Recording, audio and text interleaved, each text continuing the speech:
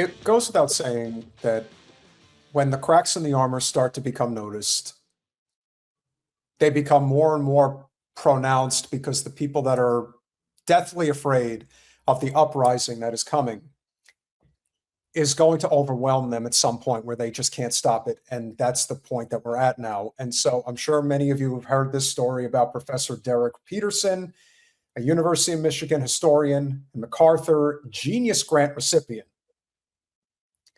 Had some words to say at the graduation ceremony at the University of Michigan just a few days ago. But this has gotten into the crosshairs of the Zio cult, like stop, Lior Rez's stop anti-Semitism, and this guy's a maniac and all that. Well, here's what he actually said, and it's not a lot. Sing for the pro-Palestinian student activists.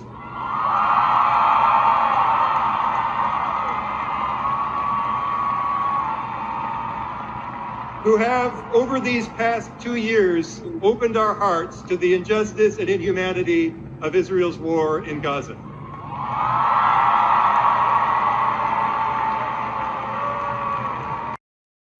At least, and here, this is what they're going crazy about this. He still referenced it as Israel's war in Gaza. Not a genocide. He didn't even, he wasn't even so controversial as they, so yeah. Listen closely to the end. Listen closely.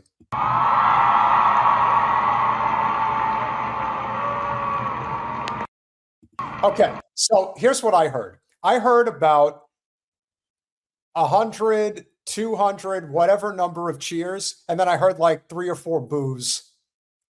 You could actually hear those boos at the end. And don't get me wrong, if anybody knows the University of Michigan, if anybody knows Ann Arbor, if anybody knows the affluent classes of the state of Michigan, there are quite a few Zios in that state. There are quite a few Zios that go to the University of Michigan. So it's not surprising that you would hear them cackle, if you will, at the end. But what this tells me is that the chinks in the armor are real and that they cannot keep this quiet forever. They just can't. They're going to try for all it's worth, but it would seem to me that this is just, again, it's taken way too long. We agree, but just the fact that it is inevitable that the state of Israel is going to collapse. And if we played a small part in that, then all this hard work has definitely been worth it. It's been worth it anyway, because it's the right thing to do. So for people who may not remember, the University of Michigan was one of the universities that the encampments faced, the students faced arrest. And we actually had the attorney who represented those students at that time on our show, and we spoke with him. I want to say, what was his name? Rachel knows who I'm talking about. The attorney from Dearborn. But that school has had a very loud Jewish anti-Zionist group that has been there and since the beginning. So they were very loud on that campus. And a lot of those students got in trouble and have consequences for that. So there's a lot of courage, and he has courage too. And he maybe he was inspired by students that he had who were arrested or had their, or weren't able to graduate last year or whatever it is, But yeah. Well, Michigan is becoming a breeding ground right now for this primary election. And needless to say, it's a pretty big election for the U.S. Senate. Abdul al-Sayed is somebody who, we certainly would like to have on the channel. He's like Graham Plattner. It's like these are the only 2 guys out there that are really doing it, but they're doing it in a way within the Democratic Party where they're not mincing any words. They're being very clear about this. Now, the thing that the Democratic establishment seems to not be hiding so subtly is the fact that what they're going to do, if in fact Plattner gets through and Sayed gets through, they are going to work with the GOP behind the scenes to make sure that these guys don't win. Because if they do, they could very well upset the apple cart. And that, more than anything else, is what the Democratic Party lives and dies for. It is an organization that is meant to be as I forget, was it Nader who said it? The Democratic Party is a graveyard for progressive populism. It just is. Well, it is. It's a graveyard period, but yeah. Now it's truly a graveyard period because they're not going to be able to do anything. Everything that looks normal or to them is being completely flipped upside down, especially when it comes to somebody like Zoran Mamdani. And now you have the opportunity to potentially further that with the addition of two U.S. senators. That's yes, I understand, Colin. I apologize. But this is also a reflection of where this is going to go. I don't know what's going to happen in this state, but it is definitely a breeding ground in many respects for that change that we seek. And so the professor actually decided to respond, and apparently CBS News got wind of this. University of Michigan professor defends pro-Palestinian commencement remarks. Michigan is not a finishing school. That's a good line. Controversy has erupted over a history professor's remarks during the University of Michigan spring commencement program Saturday in Ann Arbor. Derek R. Peterson, a history professor and the outgoing faculty senate chair, made remarks regarding the Israel-Palestine conflict that were hurtful and insensitive to many members of our community. Is that true? Is Mr. that true? Domenico Grasso, University of Michigan president.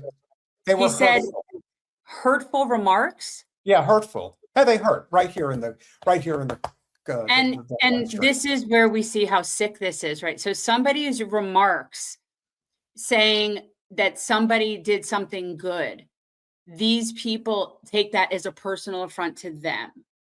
That's so demented. He didn't even mention them. No, he didn't even say it was a genocide. No. Grasso said that Peterson deviated from the remarks he had shared before the ceremony. Okay, I'm sure he did.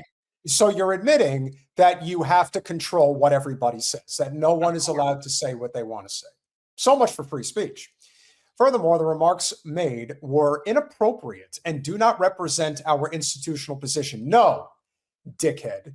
What they don't represent is your endowment donors' interests. That is all that statement means.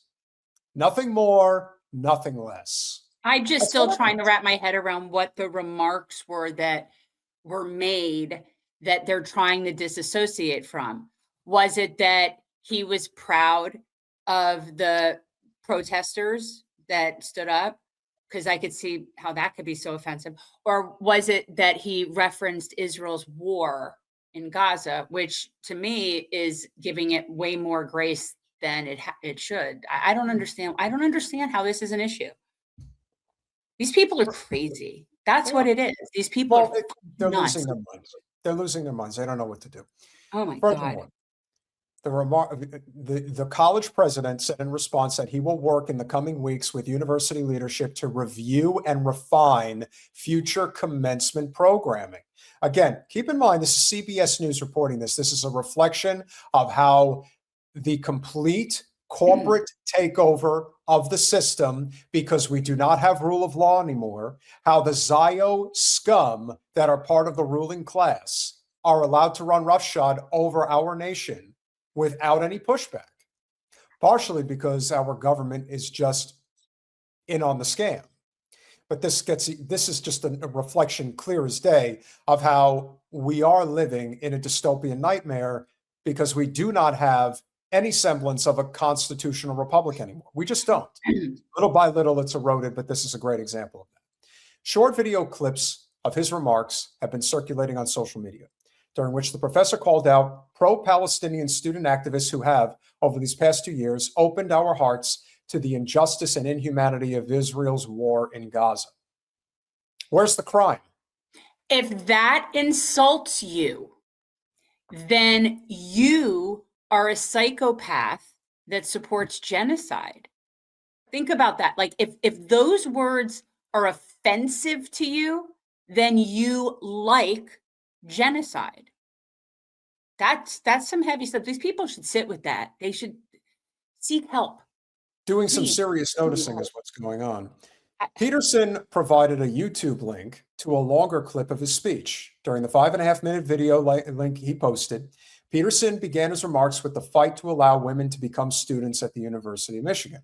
He challenged the graduates when they sing the school's fight song, The Victors, to remember those first women students and the first Jewish professors and Jewish students on campus. He continued, sing for the students of the Black Action Movement, whose members demanded a curriculum that would reflect the experience and identity of Black people in this country.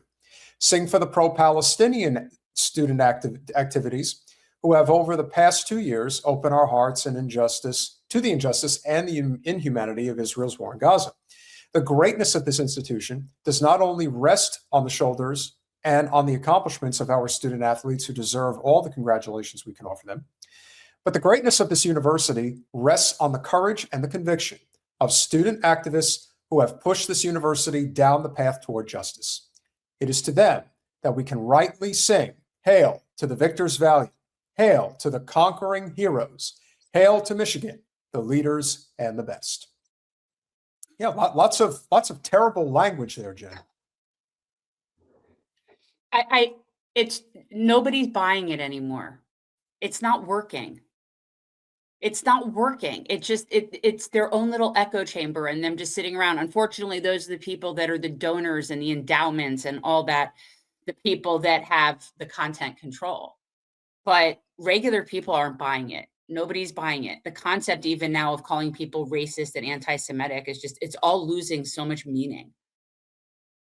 Those publicly criticizing Peterson's statements include 2 Republican-endorsed candidates for the Board of Regents election, Michael Shostak and Lena Epstein. Yes, they're both Jewish, who issued a joint statement saying, commencement ceremonies exist to unite the university community around academic achievement, personal growth, and the promise of what comes next. It should not become a stage for political activism that leaves students feeling excluded or uncomfortable during one of the most important milestones of their lives.